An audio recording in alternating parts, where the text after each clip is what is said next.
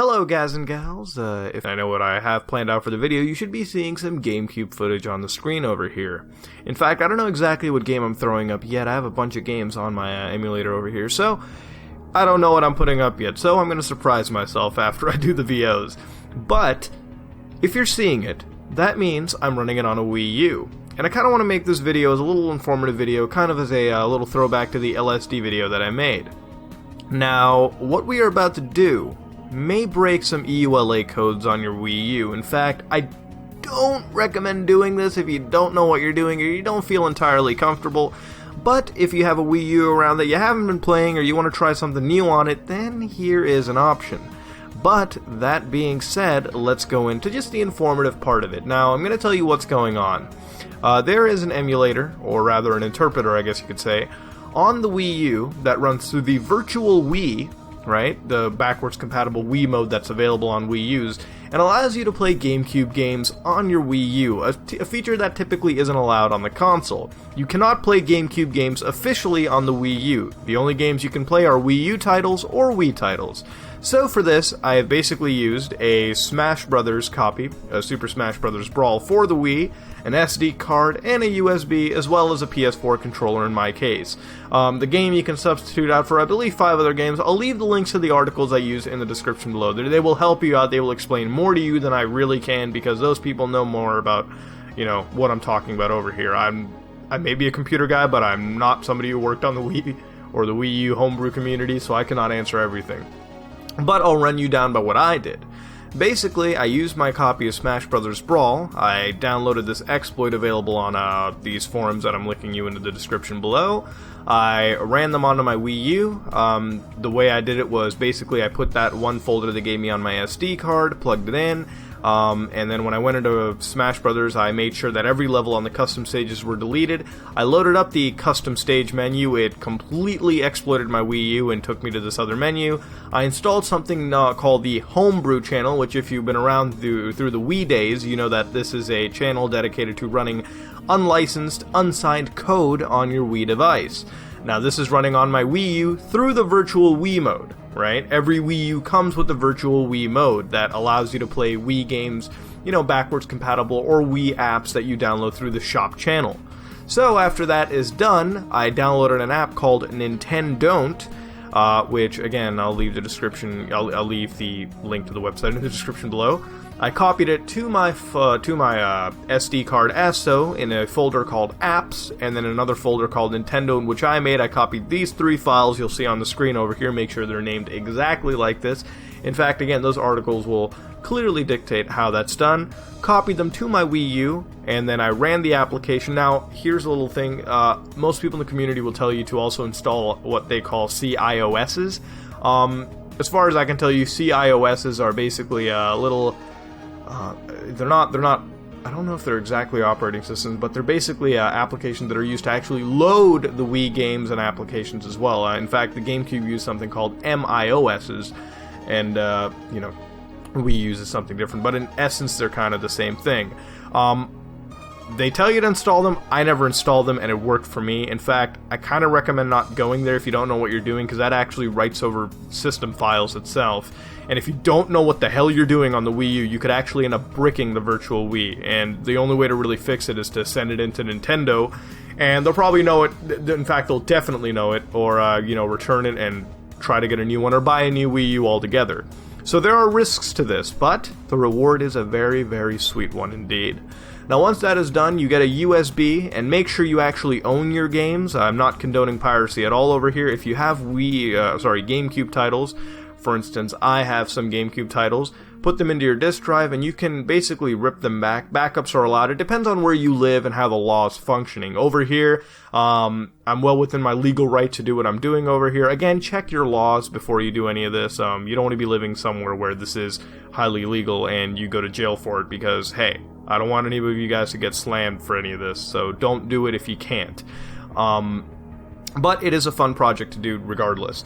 You're gonna rip those games onto those lovely hard drives in your computer, copy them over to a flash drive, and how you're gonna copy them over is by basically formatting it brand new, creating a folder called Games. Inside that folder, you create a folder for your games, I guess. Wow, that was redundant. Basically, just follow what I did in the video over here. Create a folder called Games. Inside that folder, create a name such as Sonic, I guess. Inside that folder, copy a game such as Sonic Adventure 2. Retitle it to game.iso. And once that's done, make sure in your Windows PC you also have your folder options set so that you can see extension types as well. How you do this is by going to your control panel, folder options, see known file types and whatnot, and that'll allow you to change that extension at the end. It's getting a little technical, I know, but this is just a layman's method of actually getting it set up. So what does it look like when it's done? Well, you start up the application, and the application looks really, really old, I guess you could say. Some people would dignify it. And over here you click on either SD or USB, depending on, what you did. If you have it on a USB stick, you put it into the Wii U's ports and you hit USB, and if all goes well, it should give you options with your games. Or if you do the same thing on an SD card, which is actually easier, you can do that, and it'll work just fine. And then all you have to do is go into your options. What I would recommend is, in this application at least, you hit the B button on your controller, which, in the Wiimote, it's the back trigger, and change options to Wii U widescreen, progressive scan, and, all that good stuff. You can even put cheats on this for, like, GameShark or, like, any of the cheating devices available, and play games that way. Now, over here, you can actually plug in a PS4 or a PS3 controller. I don't know about Xbox or Xbox One. In fact, my Xbox One controller didn't work, so I'm going to say no. And you can actually play games with the PS4 controller, and it looks like this. These games work absolutely flawlessly. In fact, I've been sitting all weekend trying with tons of games, high-profile games, demanding games, games that are unknown on the Gamecube platform, and for the most part, they all work. They all work just fine. And that being said, the emulator itself is pretty flawless. In fact, in my opinion, running on the emulator for the Virtual Wii, it's actually pretty impressive considering I don't think there's any hardware inside the system to actually support Gamecube, so for that, it's pretty flawless on the emulator front. So, you may be wondering why I'm telling you this in a very layman's fashion and showing you this from happening. Well, I'm showing this because I want to teach you something that, well, you can do. Now, as far as morality is considered, I will just go off on this little tangent. You bought the hardware. I feel like you can decide what you want to do with it as long as you're not hurting anybody or any company. Remember, piracy is no good. Then, I feel like you are well within your moral right to do so. But then again, there are EULAs, and there are certain laws in certain countries where you can't do anything like this. So, for now, look at your local laws and be careful on what you can and cannot do. I'm not any legal counsel, so again, I disclaim you from any kind of this stuff, but it's a fun little experiment to try. Now, the whole point of this video, and it took me a whole 7-8 minutes, I think, to even get here, was backwards compatibility and emulation. Now, a lot of people dog emulation, and a lot of people on the internet that I've seen do not like the idea of backwards compatibility. They feel like it's a waste of money. So let me figure out, and, well, not figure out, I've already done it. Let me tell you about a common misconception here.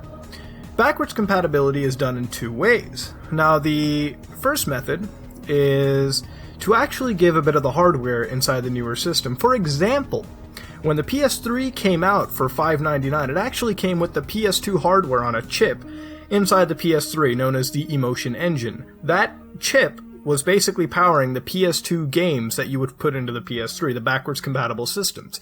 Because of the high cost of manufacturing these PlayStation 3s, Sony decided to actually scrap the backwards compatibility and ship PS3 games that could not play PS2 games.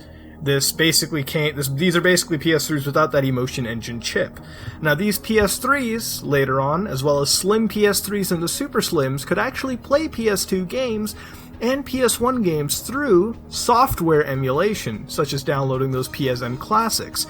I played Manhunt in front of you directly off of the emulator on the PS3. I downloaded the PSN version of Manhunt, which was the PS2 game running in a generic emulator, and that's it. The PS3 played it just fine. In fact, my buddy has a jailbroken PS3 where he can play any PS2 game in that generic emulator that Sony made and get away with playing PS2 games on his PS3. Almost as close to the hardware as possible. Literally 99%, almost, in all honesty, 100% really. So, at the end of the day, when we really look at all of this, Is backwards compatibility bad? Is it expensive to put in? Yes. If you're actually putting in real hardware into the system, of course it's going to cost a bit extra. Can you think about putting an entire Xbox 360 or an Xbox 360 on a chip into the One? That would actually raise its price by a significant margin.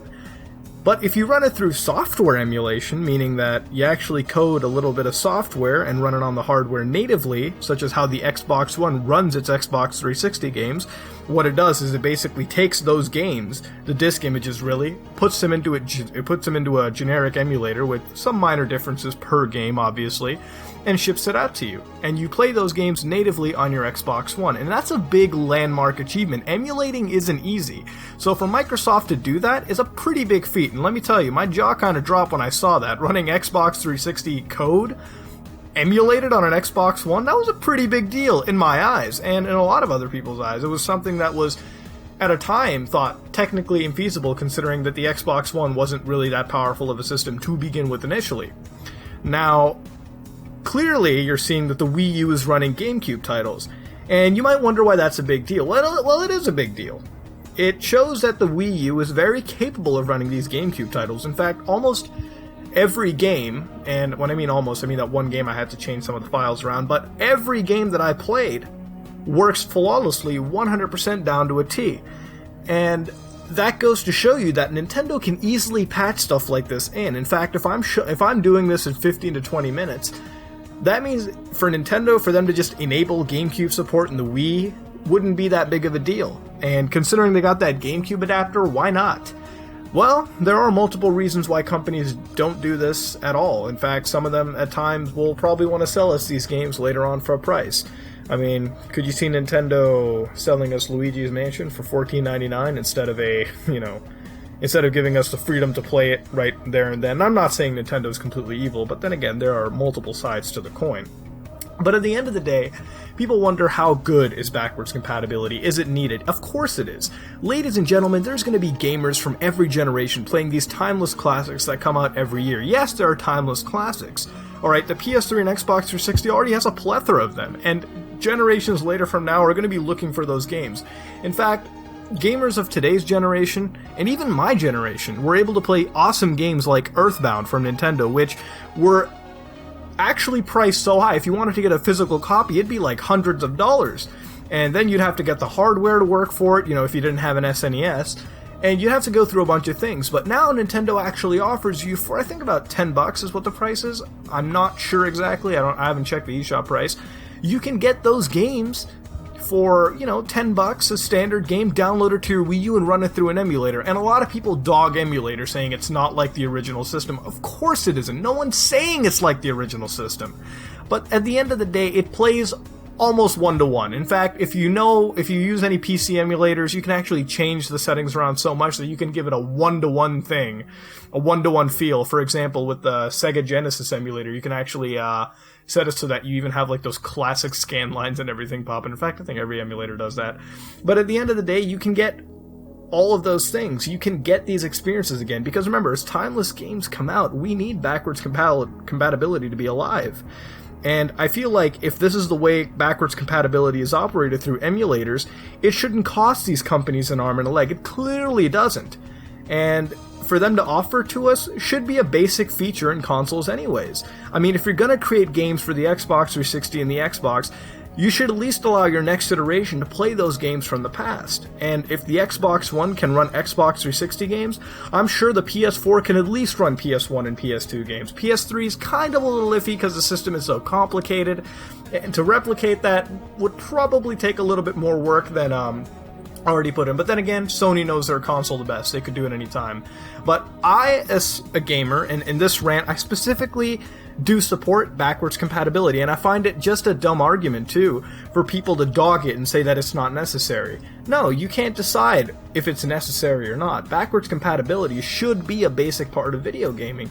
It allows us to keep these games timeless and forever, and allows people to play these games years and decades later.